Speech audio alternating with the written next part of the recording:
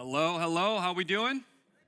Good to see all of you, and welcome to those of you joining us from our campuses. And I'm sure a bunch of you are joining us through Ada Bible Church online, just trying to squeeze in one last weekend at the cottage or vacation with your family. Thanks for tuning in and being with us. My name's Aaron, if we haven't met, Director of Student Ministries here, one of the teaching pastors, and it's my privilege to wrap up this series, The Power of Words, today, and so just so looking forward to our time together.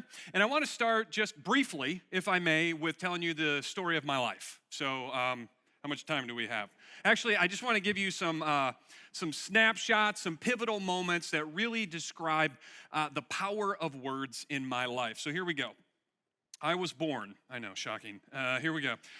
First pivotal moment I want to talk about happened around, maybe 9 years old. Okay, 9 years old. I was at home with my family, and what happened was I was doing an impersonation of a basketball player, Isaiah Thomas, Pistons player back in the 80s and 90s. Remember this guy? And I was doing an impersonation of how he did his free throws.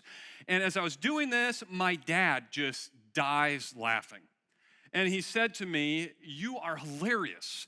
And it was like a moment where I realized, wait a second, I can be funny. I can be entertaining. I can make people laugh. And it was just this like realization I can use humor to make people happy. It was a big moment in my life, kind of a turning point, pivotal moment. It changed my life. Now, here's a moment. Fifth grade, I had a teacher that at the end of every year, she would gather all the students, invite parents in, and she would do this thing where she would make predictions about what each kid would be when they grew up. And so she's giving predictions about all the kids, and when it came to my turn, she said to all the students and the parents in the room, "When Aaron grows up, he's gonna be a lazy boy sofa tester." Yeah. And I can laugh about that now. But then, in that moment, I was so embarrassed. I was shamed, and honestly, it led to a season of pretty significant insecurity in my life. So, pivotal moment, powerful words that really affected me in a negative way.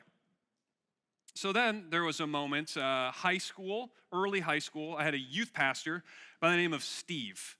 And Steve came to me one day, and he said, "Aaron, you're a leader. And I want to invite you to be part of my student leadership team." And that was the first time in my life that anybody had ever identified any sort of leadership ability in me. I had no idea that God maybe had put a gifting in me to lead people. And it opened my eyes to the type of person that maybe God was calling me to be. Powerful words that impacted my life and took me in a different direction. Then late in high school, I was on a bus. It was like a field trip of some kind with people in my school, and we were driving somewhere, and everybody on the bus was singing. And I was sitting next to this girl, good friend of mine named Michelle, and we're all singing together. She's an amazing singer. She was like in the best choir in our school, you know. And she leaned over to me and she said, "Aaron, you have a nice voice. You could be a good singer." And that was very interesting for me to hear because up until that point, you know when people sing and they like kind of cover their ear and like get in the, like, I was the guy right there that you're trying to like cover up because I was so bad at singing. Like the tune thing, like I had no idea. I was always out of tune. I was terrible. And so the fact that you identified, hey, you could be a good singer, it gave me confidence and hope. And I actually went out and bought a guitar not long after that, learned how to play the guitar, and then I realized, oh, your voice is supposed to match the music. I get it. It was like a realization.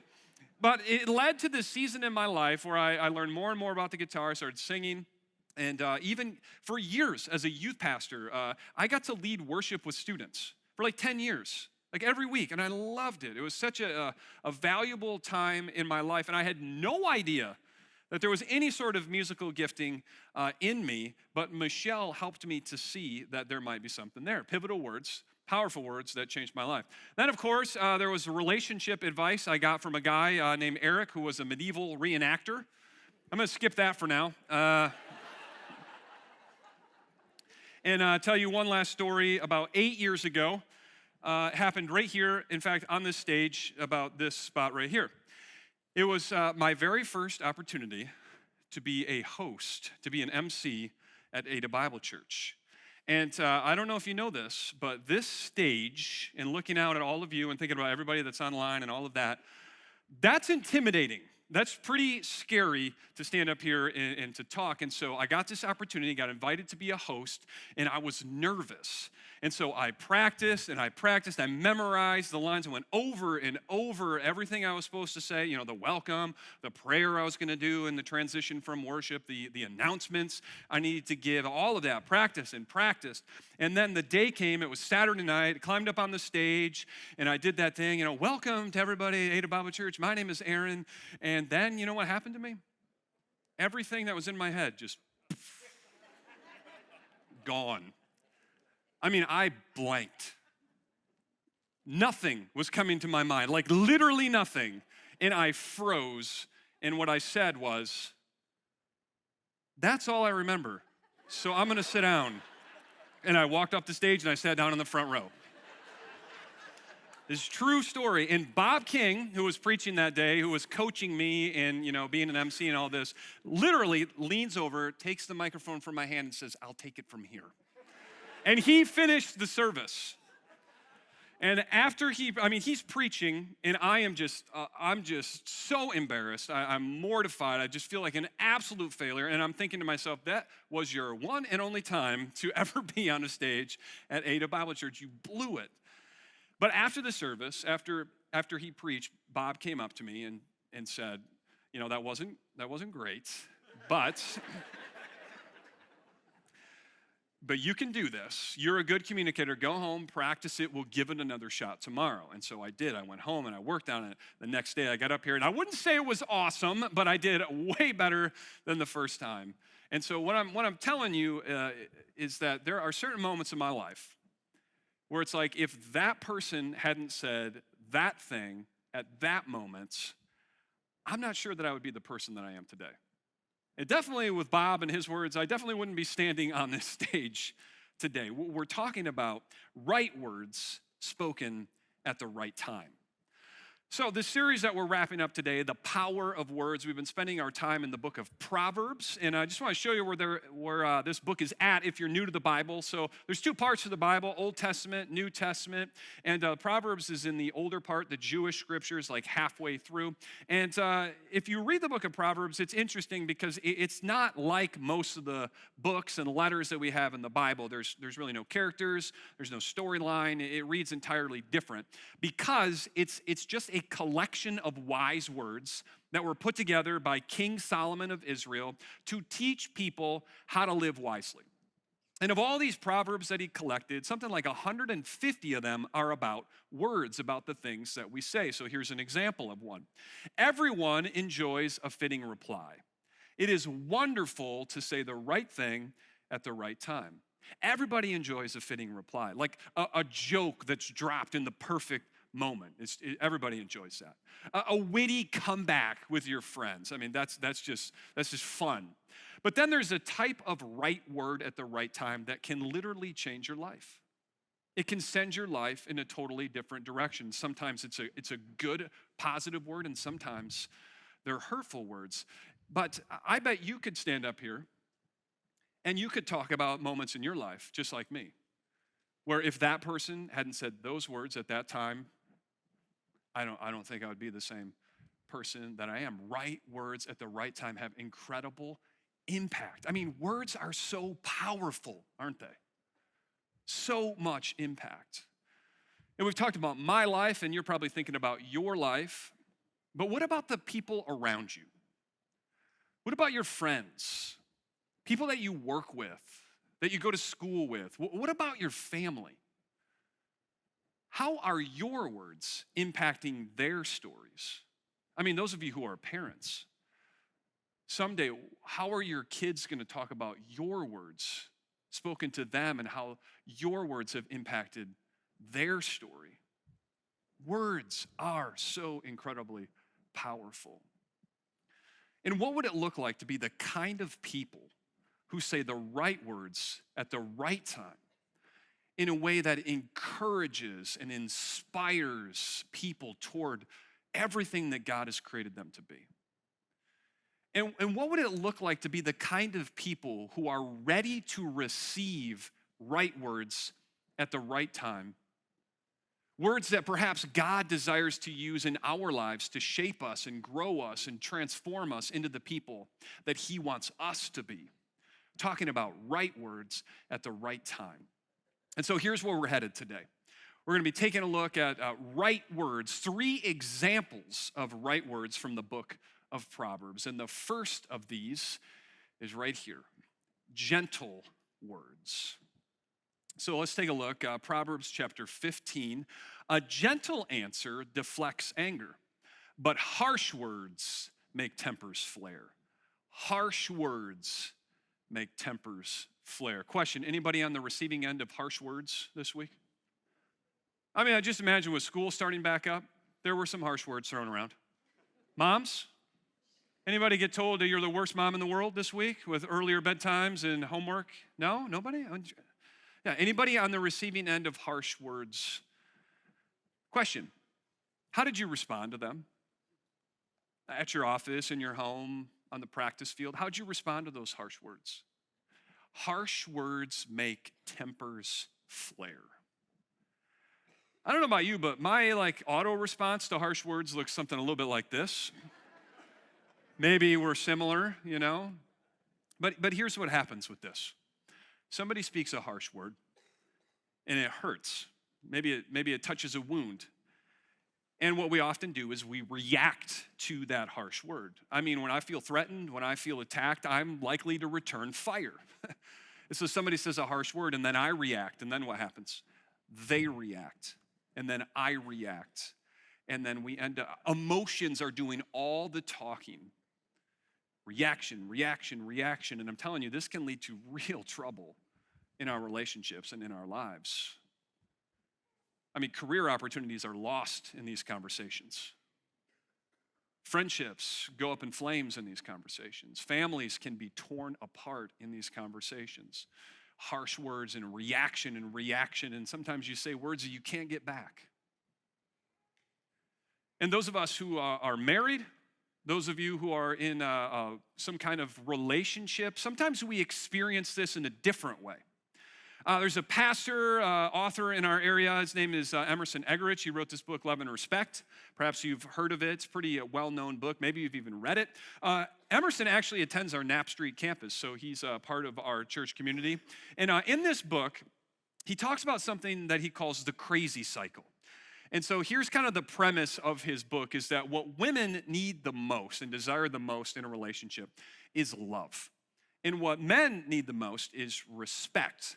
And what happens here is that when somebody says a harsh word, we react. And so a harsh word here might be an unkind, an unloving word. And then what does she do? She reacts against that because it hurts. And then she speaks a harsh word, a disrespectful word, which causes him to react and speak. You see how this is going. It's this reaction. It's this cycle. It's a crazy cycle. And maybe you've experienced it in your relationships or your marriage. Maybe you're stuck in that place right now, but this is what happens. Harsh words can be the wrong word at the wrong time, can lead to serious consequences, and can guide us into this crazy cycle in our relationships. So the question is, how do you get out of that cycle? And how do you avoid those escalating conflict type of conversations? How do you get out of that? Well, again, back to the book of Proverbs, chapter 15. A gentle answer deflects anger, but harsh words make tempers flare. Something about a gentle answer that deflects the anger in a conversation. I think that a gentle answer is the solution for getting out of that cycle, the solution for avoiding those types of conversations. But what does a gentle answer look like? I mean, is it literally just answering with a quieter voice? I mean, what does it look like to have a gentle answer in this kind of escalating conflict conversation? Well, I'll be honest, I didn't really know. And so I called a friend of mine. His name's Mario. He's in my men's group, and he's a counselor. He kind of specializes in relationships and organizational dynamics. And I shared this voice with him, and I'm like, Mario, what do you think it looks like for us today in our kinds of relationships to provide a gentle answer? And he said, it's a lot like ownership. Ownership. Yeah, it looks like taking ownership for your role in the conflict. It looks like owning your words, your mistakes, and it looks like apologizing and saying, I'm sorry. You know what? You're right. I'm sorry about that.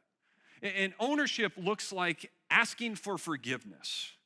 Hey, you're upset about that? You know what? I need to ask your forgiveness because I did do that. I did say that.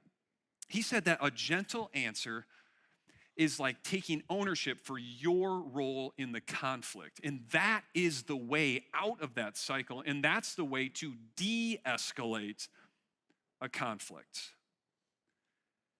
And there's just something about when we do this, when we apologize, when we ask for forgiveness, it models something.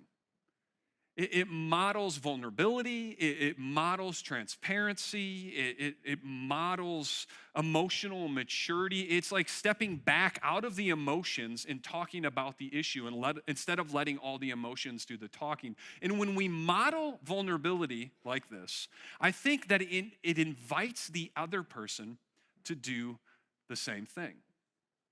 I believe that taking ownership through gentle words is the way out of that cycle. Now, maybe you're thinking, look, you don't understand. Like where I work, my boss, people I work with, a gentle answer, like a weak answer, like no, that's not gonna work. Or you don't understand my spouse, like gentle answer. No, that's not how it works in our relationship. I can't be providing a weak answer. But the deal is, vulnerability, man, that's not weakness. And owning your part in a conflict, that is not weak. That's not wimpy. I mean, that takes a tremendous amount of strength to be vulnerable, to be honest. And I just think that vulnerability unlocks vulnerability in other people. And it's absolutely the way out of this cycle. And I believe that a gentle word can absolutely be the right word at the right time, and it can change the direction of a relationship.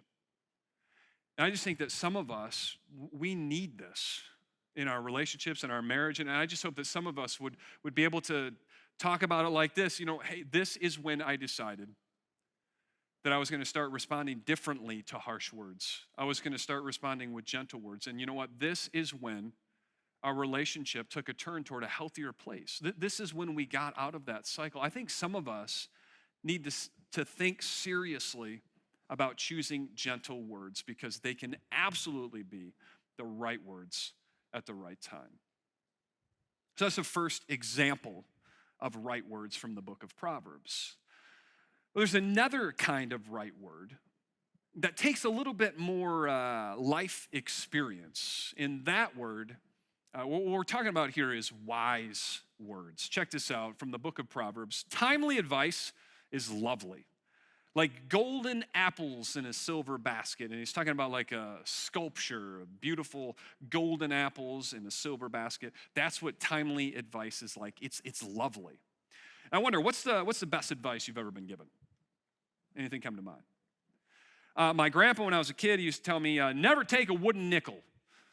I have no idea what that was about. Anybody ever heard this? I think it's like a Dutch thing. Like, I don't know what it means, but I've never taken one. So apparently it was good advice. But I think about timely advice in my life. My dad taught me how to drive. And he taught me to be a defensive driver, which has served me really well. Basically, he taught me, like, just act like everybody else might do something really dumb at any point, and you'll always be safe. And so that's kind of how I learned to drive. And to this day, I will text him after a close call, not while I'm driving, by the way, and just say, hey, Dad, Steve Buer School of Driving saved me again. Thanks, you know. But timely advice can be the right word at the right time. When Katie and I were first married, we were both working. And this is like the only time in our lives where we were both working because we had so many kids. But we were both in a career, and somebody gave us the advice, hey, live off of one income and then just save all the rest. And it seemed like crazy advice at the time, but we listened and we implemented that system. We saved a bunch of money and we were able to, that enabled us to buy our first house. Timely advice, good advice at the right time. I mean, that can change your life. It can be the right word at the right time. Now, here's a question. Have you ever get unwanted advice? Oh yeah, that's different, right? Like, hey, I'm not sure that shirt is your color. Thank you. Unwanted advice. Timely advice is lovely. Criticism, that feels quite a bit different, doesn't it? And this brings me back to Eric, the medieval reenactor. Yes, he's a real person. Somebody I went to college with. Now, this guy, so just picture like really long hair, literally would walk around with a broadsword in our dorm. Because on the weekends, he would go to these medieval battle reenactments and do whatever you do there. He was a unique guy. No disrespect to our medieval reenactment people in the audience today. But I went to this college in Chicago called Moody Bible Institute. Maybe you've heard of it, maybe not. It's a small school, ministry school. People would go there because they wanted to become a pastor or missionary, teach at a Christian college, these types of things. And at the time, the school was pretty strict. Like, there were a lot of rules. I think a lot of this has changed, but, we had a dress code. So just picture me with, pleated khakis. That was me in college. And there were no TVs allowed, no video games allowed. And so what we would do is we would sit around and talk, because that's what there was to do. So we had a lot of conversations about life, sharing about our backgrounds and all this kind of stuff. And so we were in the common area of my dorm. In this conversation, this one night, Eric, the medieval reenactor, was there, and I was talking about kind of high school for me, and because we were high school or college guys, I was talking about girls. We were talking about dating. And he was talking about, different people I dated in high school, and he kept like piping up and asking me weird questions. And so Eric, the medieval reenactor, he's like, it sounds like you were like dating somebody from like 6th grade until now, like constantly. And I'm like, yeah, true, basically. And I just, keep telling my story. And then he's like, wait, hold on. It sounds like every time you got into any kind of like complication in a relationship, anytime it got like challenging, that you just bailed. That's what it sounds. I'm like, dude, easy, And so I keep telling my story, and then he's like, hey, it sounds like you need to take a break from dating. Like, it sounds like you have a really unhealthy relationship with dating. And I'm just like, easy, Lancelot, all right? Like, how about you stick with the medieval jousting or whatever you're doing, and I'll handle my love life. And it really made me mad. Unwanted advice, right? And so conversation ends, and later that night, I was back in my dorm room reflecting because, again, no TV. What else was I supposed to do? And I realized something. He was right. I was thinking about dating in high school and just everything that was going on with me. He was right. Anytime a relationship got challenging or complicated, I was gone. Unwanted advice proved to be good advice in this situation. Eric, the medieval reenactor, changed my life. And I've often thought, what if I didn't listen? What if I said, dude, what do you know about me?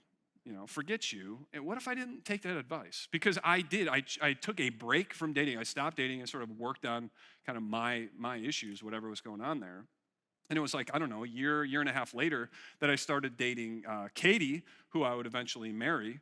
And of course, with all relationships, there were some complications, there were some challenges. And what if I had bailed on that? I just think about how my life would be different. And it's like, right words at the right time absolutely changed my life. But the question is, are you listening to that kind of advice? Check this out. To one who listens, valid criticism is like a gold earring or other gold jewelry. Criticism, correction can absolutely be valuable, incredibly valuable. But there's a big if here. To the one who listens. In order for criticism, in order for correction to have value in your life, you have to be open to listening to it. Are you open to correction, to criticism? Are you teachable? Are you receptive? Wise words can be the right words at the right time, but sometimes it comes in the form of correction, which is not all that fun to listen to and often isn't delivered in the nicest way. I mean, conversations about work, about your development as an employee. When a friend sits you down and points out a character flaw. Those of you who are young, when a parent disagrees with a decision that you're making, challenges the way that you're living. Correction. It can change your life in a very positive way, but only if you're willing to listen to it. So are you open? Well, what we're talking about here is humility. Are you humble enough to accept correction, even when it's not delivered in the most kind way? And maybe you're thinking, kind of, sometimes. Because the truth is, the older we get, the more success we have in life, the more set we get in our ways, the harder it is to be humble about correction. And so if you're just kind of recognizing, oh man, this is something I probably need to work on, how do you get more humble? How do you become open to correction? Well, the Apostle Paul, important leader in the early church, wrote a lot of the letters that we have in the New Testament. He has some important words for us here in a letter that he wrote to a group of Christians in Colossae. And so here are the words from the Apostle Paul. Therefore, as God's chosen people, holy and dearly loved, and here's the thing about the Apostle Paul. Often, when he gives instructions on how to live or how to follow Jesus, he starts by reminding us of who we are. Remember, you're God's chosen people. You're holy and you're dearly loved because of what Jesus has done for you. Remember that. Now, clothe yourselves with compassion, kindness, here's the word, humility, gentleness, and patience. He's like, you got to clothe yourself. You got to put on clothes that match this new identity that you have as Jesus followers, and you got to put on humility. Now, here's the deal. There is a major connection between our openness, our humility, our willingness to receive correction, and our sense of identity. There's a connection between them. Because if your identity is all about what you do, and if your identity is all about what people think about you, then any sort of correction is a threat to your sense of identity. But if in Christ, you have recognized that your identity is not what you do and it's not what people think about you, but rather it's who you are as God's adopted children, dearly loved, treasured sons and daughters, this secure, this rock-solid identity in Christ. If that is your sense of identity, then correction, negative feedback, that's not a threat. It's simply useful information that can help you on your journey toward becoming who God has called you to be. But it's not easy. This is not automatic. It takes some serious heart work. And for me, this looks like almost every morning, my prayer journal, reminding myself, praying, God, remind me that I am not what I do and I am not what people think about me, but I am your son. That's my identity. And when I do that, I find myself being more willing to receive correction, more willing to receive feedback because it's not a threat. It doesn't touch my identity. And so if you want to grow in humility, it requires some heart work around our identity. There's a strong connection there. And then practically speaking, if you want to grow in humility, if you want to grow in your openness to correction, invite somebody to speak words of correction in your life. I mean, have you ever given a trusted friend or a mentor, a small group leader, permission to call you out on things? Have you ever said to somebody, listen, if you hear me say something, if you see me do something that you feel is immature or out of line with what I'm trying to do as a follower of Jesus, would you respectfully and with kindness, but would you point that out to me? Have you ever given somebody permission to do that? That's another very practical way to grow in humility and to grow in openness to correction. Because wise words can absolutely be the right words at the right times, but sometimes They come in the form of correction, and correction is not fun to hear, and so it requires humility. But isn't it true that sometimes wise words are not what we need? At least as much as we need something else. And I'm talking about the seasons of life that just knock the wind out of you, the seasons of life where the bottom just drops out, a season of loss, a season of disappointment, a season of grief. It's in these seasons that wise words are not what we need as much as we need a different type of word. It's the third example of the right word from the book of Proverbs, and that word is encouraging words. Sometimes what we need is encouraging words. And there's a story in the Old Testament that really puts encouraging words and the power of encouraging words on display. And it's a character that was really close with Solomon, who put together the book of Proverbs for us. It's Solomon's dad, David, before he was king of Israel. You see, when David was young, God promised him through the prophet Samuel that he would be one day the next king of Israel. And now, while David was waiting for that opportunity, he was serving the current king, Saul. And you would think that he would use that closeness to Saul to kind of like leverage himself and create opportunity, but no, he served Saul faithfully, and he was good to Saul. And initially, Saul loved him. I mean, just really appreciated him. And then something snapped, and Saul turned against him and decided that he needed to get rid of David. In fact, he tried to kill him, and David fled from his presence, but Saul wasn't satisfied with that. He chased David down. And so there's this segment of David's life, I think went on for a couple years, where he's just running from place to place in the wilderness, hiding from Saul and his armies, like from cave to cave, sneak into a village, grab some food, sneak back out, and the whole time Saul is after him. And it just gets to this point where David's exhausted, as you can imagine. He's just weary.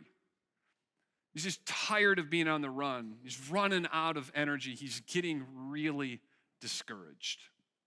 And that's when encouragement comes from a pretty unlikely source, because it comes from Saul's own son, a guy by the name of Jonathan, who before all this went down was good friends with David. And so here's what happens from the book of 1 Samuel. While David was at Horesh in the desert of Ziph, he learned that Saul had come out to take his life. Here we are again. Saul knows where he is, and so he's coming for him.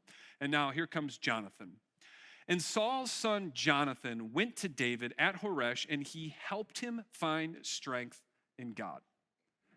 He reminded David of God's goodness and his faithfulness and his promises to David. And then here's what Jonathan says. "Don't be afraid," he said.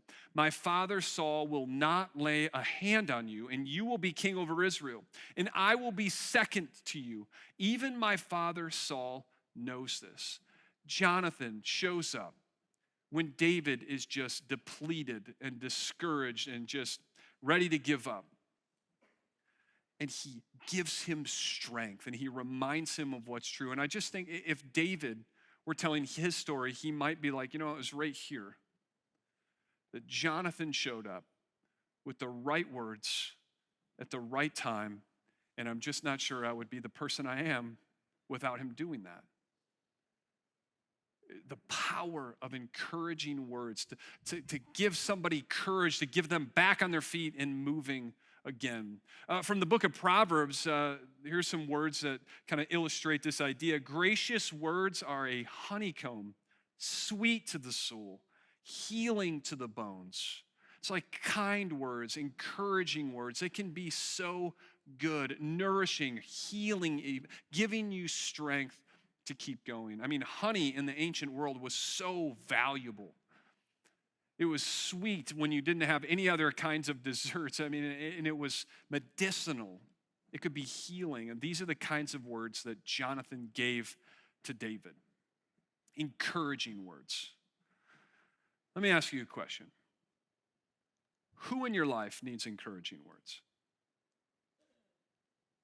Who in your life is weary? Who in your life is going through a season that's just difficult? Who needs encouraging words from you? there's something very interesting about this word encouragement that Pastor Jeff has pointed out in the past, and maybe you've heard him talk this way, but he's pointed out that within that word is the word courage. And when we talk about being discouraged, I mean, maybe a better way to talk about that would be how we get discouraged. We lose courage. We lose the strength to keep going.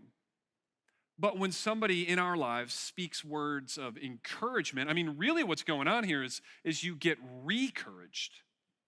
They help you find that strength, find that courage to keep moving forward, to keep pursuing God.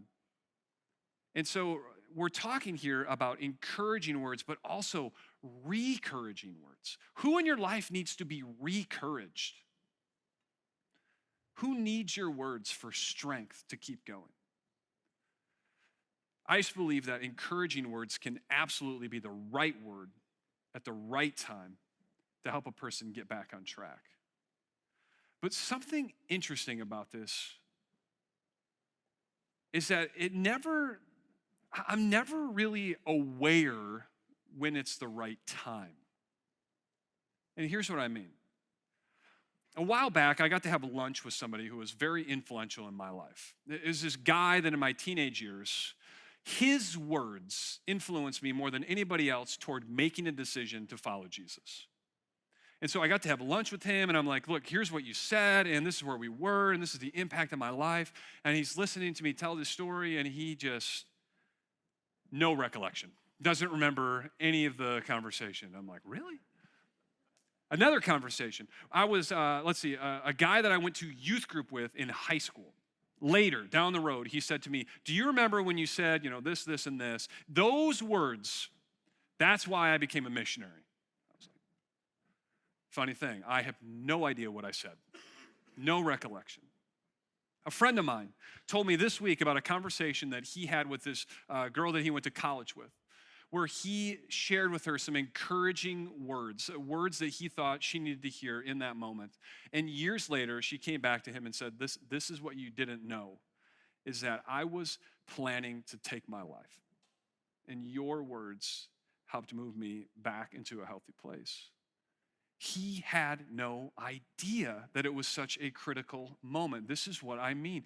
We say the right words, and often we have no awareness whether or not it's the right time.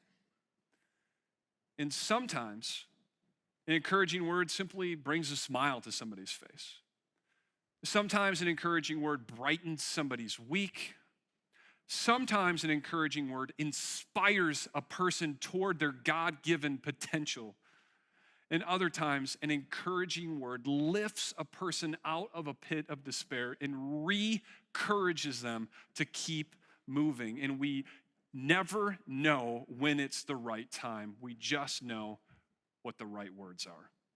Encouraging words, re-couraging words. My challenge for you, my encouragement for you would be to just speak the words.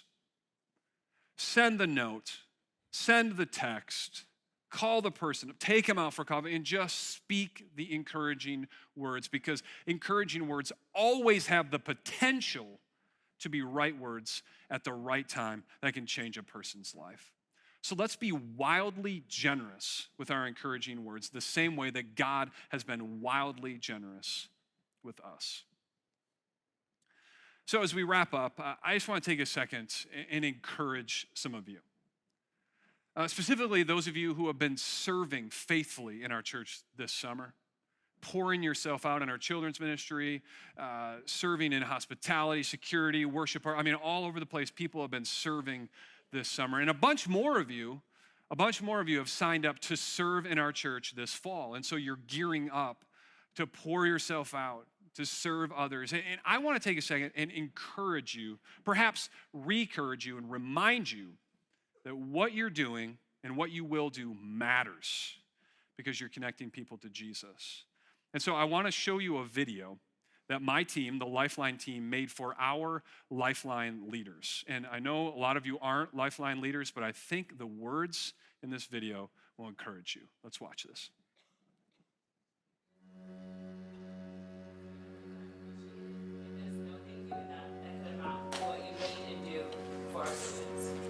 Nice. All right. Shall we run this for real? Okay. So we'll do a couple takes with the wiggle out. Alright. Sure. Yeah. So we'll just do that first round, let it all out, and then we can always do a second take too, just to. So I just am a big believer that there are a ton of... Actually, 1 second. Yeah. Sorry. There's actually someone here who would like to say thank you to you. And so Oh, no. come on out. Actually, we have someone here that wants to say thank you to you. Oh, Eli. What? No! No, no, no, no, no. No! Go ahead. All right, Latanya, can I just start by saying how blessed we all are to have such a wonderful woman in our lives. I just want to say thanks for staying with us from 6th to 8th grade and taking time out of your weekdays to come and bring us closer to God and having us over at your place to hang out and play video games and eat Pop-Tarts. I cannot thank you enough for taking time out of your day to teach and talk to kids about Jesus. You've impacted so many girls' lives, including mine. Love you lots. And we actually have more people that want to say thank you to you. And there's actually a couple other people who would like to say something as well, so come Oh on. my. What's up, boys? Rex. Austin. Oh my gosh! Latanya, thank you for making my time at Lifeline so unforgettable. Rex, I want to thank you for being like a good friend and leader, and for like showing us what like a life that lived through Christ really looks like. I am beyond blessed that God introduced me to you and all of my other Lifeline friends. And I also want to thank you for like keeping us accountable in our faith. You make me laugh and always know how to put a smile on my face. Your light is shining through my life, and I'm so lucky to have a great Lifeline leader and friend. I gotta thank you for always being there when we needed you and pointing us in the right direction and inviting me into your life and then filling my life with joy. When I first got to your group, I was so nervous, but you made me feel so welcome. I'm so grateful to have a Lifeline leader like you. Thank you so, so much. I love you so much. Thank you for giving me a fun place to hang out with my friends and learn about God. Latanya, thank you so much for always dealing with us when we were so talkative and just always like having a smile on your face when you came into church. I love you.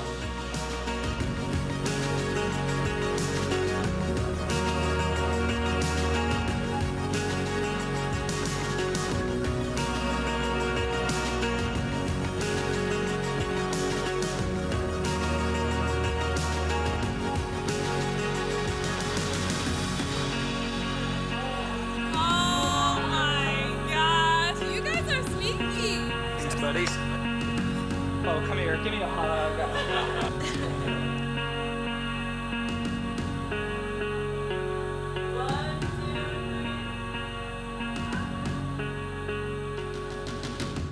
That's awesome. Woo, nice work, guys.